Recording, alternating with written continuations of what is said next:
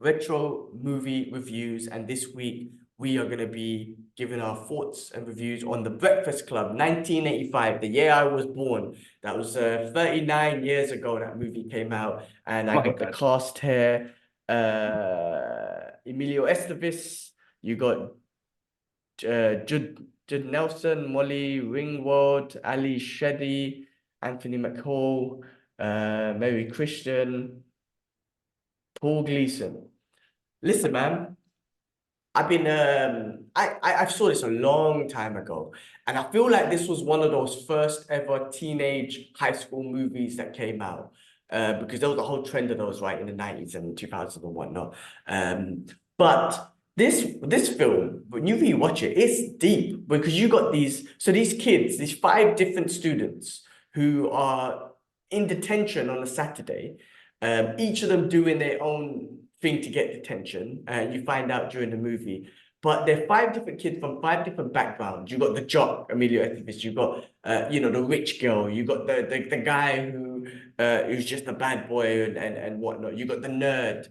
You got the goth girl, and they're all fucked up in their own way, and they find out they have so much in common. How fucked up they Mm. are, their family life, their parents' dynamics, and how they're being raised, considering each coming from a different background, Hmm. each of them assuming the other person's life is better, like your life's so great, and your person not knowing, yeah, what, my life is still fucked up. And they find out they all have that five different misfits, five different people have the same thing in common, which is trauma from their upbringing and their parents and whatnot. And they all, the detention and what they did to get the detention was almost like a call for help. It was almost like a bit of a rebellion against their parents for Mm. what they did. And they had some like singing and dancing scenes and whatnot. They had some stuff that when they smoke weed and Emilio Estevez goes crazy, and I'm like, I swear weed calms you down. But anyway, like, there was all that propaganda shit in it. But great soundtrack as usual because it's the 80s. They always have great soundtrack. And great movie, man. Listen, when you sit there and listen to their stories, man, they're all fucked up. They want to be some fucked up shit. And it's like, this back in the 80s, they're talking about this stuff, right? Mm. Parental upbringing. But it also just tries to reflect that it doesn't matter what your background is, if you're rich, you're poor, whatever it is, if you're a nerd, you're good at education. You don't know what's going on in their household. You can't assume what's going on there in their household is all amazing just because of the way they are, just because they might be super smart, they might be super rich, they're a jock, whatever it is. You don't know what's going on in their household. So you should never judge an individual. And you got a lot more in common with people than you think. And the best way to get to know what you have in common with people is by communicating. It's by community. It's such a weird thing to say, but by communicating, you are able to find out commonalities between individuals, and that's what they found out throughout this movie. And I think really that's an deep, man. important thing. It's an important movie as well that kind of sets the tone of, everybody's got an inner battle and everybody's got something they struggle with. But you put people in one room together and have a good conversation. Yes, maybe some debates may break out, but be civilized about it. And then you find some common ground and you end up working together. That's how it should be. Uh, Conversation is powerful, man. And then exactly, you don't know what the other person's battling. I mean, it's a weird one because a lot of people ask me, are you okay? You look off, and I'm like, I'm not okay, but I'm here, you know. And 90% of whatever you do is showing up, right? So it's so important that a movie like this can bring that on the forefront. It's a wicked film, bro. I love that movie, man. It's it's like, look at that silver lining in that, because as kids we should get along as much as we can, but as teen like in as sorry as kids you're gonna get along with everybody, none of that stuff bothers you, but as a teenager that's when you're learning stuff, bro, and things get confusing and lonely, and you don't find your place, and I think that movie really shows about your place in this world. There is you're very important in what you do, but it's how you put yourself out there. And some people have different ways of showing it, and they learn with each other in that process. Great soundtrack, great movie. One of my Yeah. favorites, bro. It's one of those ones, as you said, It's a classic that'll always. It's a classic tale that will still go on forever, bro. I'm telling you, man. They're 80s movies, man.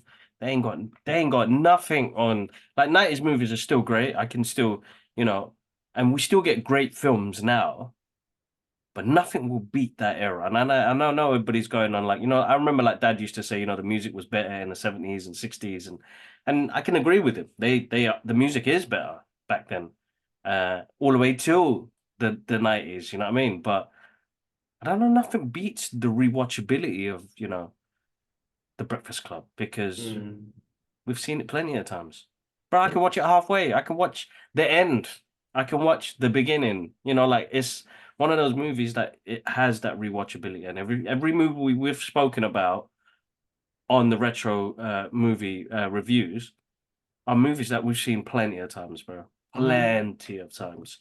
So there's nothing going to. But I think there's a connection for us in those movies as well that we see, and they've always stuck with us because I still listen to those soundtracks now, bro. They're on my playlist. You know what I mean? So, wicked film, wicked film, wicked film, Brilliant film. wicked film. I mean, You know it's what? I crazy. want to, yeah, go on. It's crazy. First of all, it's crazy they had a full day detention on Saturday. But what ultimately this movie was, yes, we discussed, it was almost like a therapy session for them. It's like they needed that detention and Yeah, needed to be there together to talk and almost have a therapy session. And when I say talk, they were cussing each other, they were, getting at each other, they were, expressing stories, crying, fighting, all that sort of stuff. But it was like a therapy session and they all came out of it. I don't know if it was better, but they all came out of it getting to know each other because at the end it was like, well, when I see you in school on Monday, are you gonna say hello to me? Like, are we friends now? And they look like, some of them are like, no. And then like, well, no, I don't think we're friends. That's just the reality of like, the rich posh girl, the popular girl was like, like you don't know my friends. Like I can't be seen mm, saying hello to you. And that's the stresses that we go through as kids, as teenagers or whatnot. You know what I mean? Because this is when you're kind of developing and your brain's not fully developed, so you're trying to make decisions and whatnot. You're in this yeah, yeah. environment of school where it's very structured and whatnot, and it's not really focused on where you're gonna be in life. Excuse It's me. just kind of this routine thing like 9 to 6 that kind of makes you condition you to work really. It's kind of Mm. puts you in condition to be in this real world of work and not really education. I mean education part of it as well, but it's very structured. It doesn't allow the mind to be creative. And also what you call it, it hormones and you go through puberty and you want to be cool, but you might not be cool and you want to hang out with the cool kids and all that sort of stuff. And you want maybe you want girls to like you want boys to like you, whatever it is. There's all these sort of things just running through your fucking head. And Mm-hmm. even the cool guys, like the Emilio Estevez character was a jock. Even he goes through his shit. Like everyone goes through shit, but ultimately it was like a therapy session for all of them. And it was just important for them to be in that room together and kind of fight it out and talk and communicate for them to come out of it. And at the end, they did become friends. The Emilio Estevez, the jock, ended up, again, it's one of those endings where you're just like, I love it. Cool. Like he ended Yeah, up exactly. getting with the goth girl and they kissed and Yeah, yeah, they went off to their parents picked him up and then the bully guy, the homeless poor kid who got abused by his father, he ended up getting with the posh girl and they kissed and whatnot, and their parents picked them up, and that was that. And then the nerd kid went off with his thing, but it was just it was crazy, and he talked about suicide and all that sort of stuff as well. Like yeah, yeah, yeah. the nerd kid, everyone thinks, oh, he's great, his parents are amazing, he's a nerd, his education is great. My guy's depressed to the fact that there's so much expectations on him that he wasn't himself. You know what I mean? Like that's why he was in detention because they found a gun in his locker. It turned out to be like a flare Mm-hmm. gun. But again, this is the thing: you can never judge an individual just because you think their life is great. You just have no idea. Nobody Great knows. movie. Nobody knows. Yeah, nobody knows. Nobody knows But what anyone's going through. To be honest with you, nobody knows, man. exactly. Yeah. No, brilliant movie, man. And like I said, I think this kicked off. I think the teenage high school music movies that came after this didn't really get too deep like this. Didn't really No. reflect too much on mental health and all that sort of stuff. It became like a comedy and how do you pull it, man? One of those high school movies. I don't have to explain them. I just I don't know, some of them were bullshit, but this one really reflected on the kids and their lives and what people are going through and whatnot. That's what makes this the I guess you could say one of the greatest high school movies out there. I guess I don't know if that's a thing, but you know, No, exactly. No, it's a touched on a good one, lot. man. Good one. If you guys ain't seen it, don't know where you've been. Check it out, The Breakfast Club. The Breakfast Club, guys, check it out. Great movie, another great classic 80s movie. I love retro movie reviews, man. Well, let's think of another one to do for next week. Hey, if you enjoyed that clip, check the description for the full podcast episode. And while you're at it, show some love and click that subscribe and like button.